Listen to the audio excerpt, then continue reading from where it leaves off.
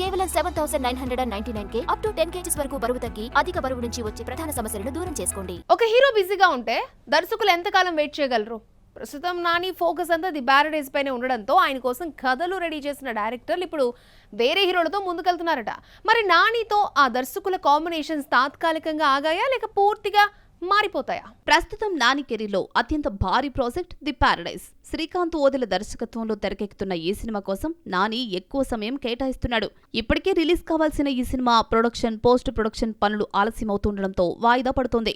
August 21కి release date ప్రకటించినప్పటికీ September 25కు వాయిదా పడే అవకాశం ఉందని సమాచారం.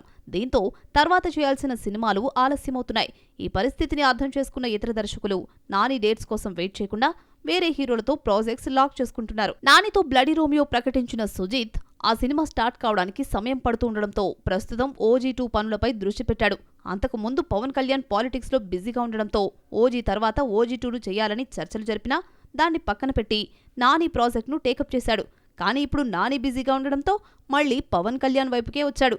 ఎటు అనుకూలమైతే అటు షిఫ్ట్ అవుతున్న సుజిత్ ఏ సినిమాను ముందుగా సెట్స్ పైకి తీసుకెళ్తాడో అనే ఇంట్రెస్ట్ క్రియేట్ అవుతోంది. అలాగే హాయ్ నాన్న దర్శకుడు సౌర్యు కూడా నానితో మరో సినిమా చేయాలని ప్లాన్ చేసినా డేట్స్ వెంటనే అందుబాటులో లేకపోవడంతో విజయ్ దేవరకొండతో కొత్త ప్రాజెక్ట్ను లైన్లో పెట్టాడు.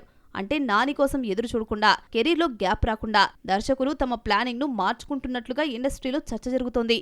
అయితే ఈ కాంబినేషన్లు క్యాన్సిల్ అయ్యాయని కాదు, ప్రస్తుతం ఉన్న ప్రాజెక్ట్స్ పూర్తయిన తర్వాత మళ్లీ నానితో సినిమాలు చేసే అవకాశం ఉందనే టాక్ ఇండస్ట్రీలో వినిపిస్తోంది.